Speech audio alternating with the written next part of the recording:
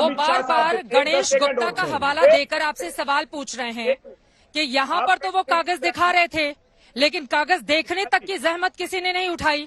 अच्छी खासी दुकान बुलडोज कर दी गई, वो आदमी सड़क पर बैठा हुआ है। कम से कम एक नोटिस तो पकड़ा देते, उनको नोटिस तक नहीं दिया गया। इस तरह की कार्रवाई की गई है आप लोगों की ओर से। ठीक है, मैं जवाब लेती हूँ इसका। संबित पात्रा जी जवाब दीजिए। वो दुकान बिल्कुल मेरे सामने ही है और वो शख्स भी बैठे हुए हैं वहां पर। संबित पात्रा जी ठीक है, उनको जवाब देने दीजिए। कांग्रेस के हमारे प्रवक्ता जरा शांत हो जाएं तो मैं बताऊंगा। को इन्होंने टिकट दिया, कुरानवादी आवाज ही नहीं आ रही है आपकी, कट कट के आवाज आ रही है, आधी चीज तो समझ में नहीं आ रही है। पहले वो लाइन ठीक है, अब बुरहान वानी पर नहीं जाते हुए जरा रहते हैं अवैध अतिक्रमण पर। एक बार जवाब सुन लेते हैं, उसके बाद मैं आती हूँ आपके पास। एक बार जरा यहीं पर रहते हैं, जहांगीरपुरी पर रहते हैं, जिस टॉपिक पर डिबेट है।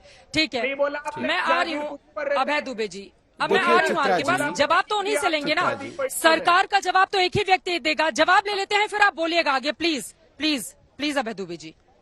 गणेश गुप्ता पर आप जवाब दीजिए। संबित पात्रा जी, नोटिस तो पकड़ाया होता पहले, वो आदमी सड़क पर बैठा हुआ है अभी। ठीक है चित्रा जी देखिए, अवैध अतिक्रमण जब होता है तो उसको तोड़ने का अधिकार बिना नोटिस दिए भी एमसीडी के पास और जो वैदिक संस्थान है उनके पास होती है। आप विक्रम जी से पूछिएगा, वो बताएंगे। तो ये नहीं होता है कि मैं गलती करूंगा तो आप नोटिस दीजिएगा, उसके बाद ही तोड़ने आइएगा। और अगर गणेश जी के साथ किसी प्रकार की नाइंसाफी हुई है तो स्वाभाविक रूप से कोर्ट है, कोर्ट उसकी चिंता करेगा। हम गणेश जी के विषय में भी चिंता करेंगे, ऐसी बात नहीं है। मगर चित्रा जी एक आप मुझे 10 सेकंड दीजिए। मैं मेन विषय गणेश जी नहीं है, मेन विषय यहां बांग्लादेशी और रोहिंग्या। आप बताइए किस और देश में जो घुसपैठिए हैं। चित्रा जी आप तो खुद वहां खड़ी हैं, आप इंटरव्यू वहां की महिलाओं की, आप वहां के लोगों की इंटरव्यू में आप देख रही है, उनके एक्सेंट को देखिए, आप खुद जान जाएंगे कि इनमें से अधिकांश लोग बांग्लादेशी हैं।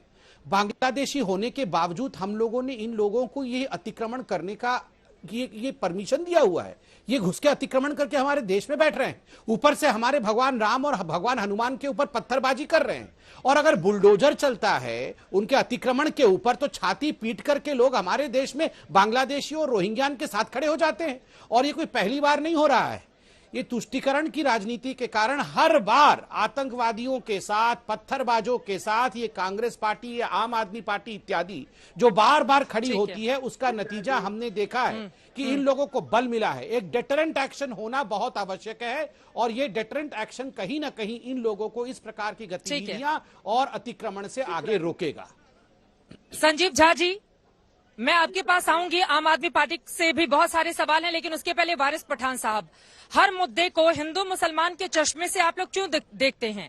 आप लोगों को ऐसा क्यों लगता है कि जहांगीरपुरी में चुन चुनकर सिर्फ मुसलमानों को ही निशाना बनाया जा रहा है? आपकी जानकारी के लिए मैं आपको बता दूं, पहला बुलडोजर रमन झा नाम के उस व्यक्ति पर चला है जिसकी यहाँ पर पान की दुकान थी। लेकिन आप लोग हर मामले को हिंदू मुसलमान के चश्मे से देखकर क्या माहौल खराब करने की कोशिश नहीं करते? बीजेपी की ओर से ये आरोप लगाए जा रहे हैं कि मुद्दा कोई भी हो, अवैध अतिक्रमण भी हटेगा तो उसमें भी मुस्लिम करने के लिए चले आएंगे। वारिस पठान साहब,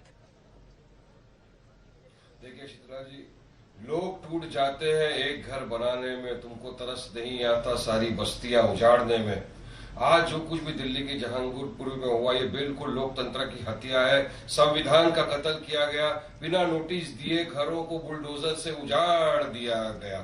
तो हमारा देश कायदे कानून पे चलेगा, बीजेपी की धांधली पे चलेगा, संविधान पे चलेगा।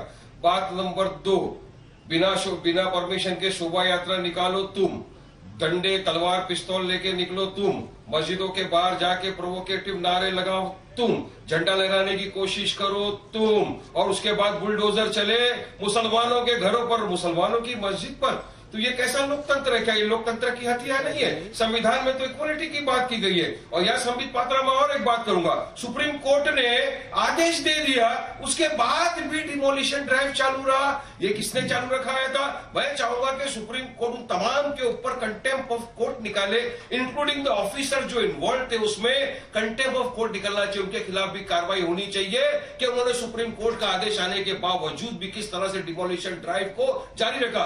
बात नंबर 13 क्या 16 अप्रैल के बाद ही पता चला कि ये सारी झुग्गी झोपड़ियां या जो भी अवैध निर्माण था 16 अप्रैल के पहले नहीं पता था क्या? बरसों से सालों से वहां पर लोग रह रहे हैं, व्यवसाय कर रहे हैं, काम धंधा कर रहे हैं, बच्चे स्कूल में पढ़ रहे हैं, क्या सरकार को जब नहीं पता था? ये रिवेंज पॉलिटिक्स है। ये भाजपा ने बता दिया जो हमसे टकराएगा मिट्टी में उसको हम मिला देंगे, इसी तरह से बुलडोजर चला देंगे, हम कायदे कानून से डरते नहीं। ये अपीसमेंट किया, मेजोरिटेरियन पॉलिटिक्स का भाजपा का।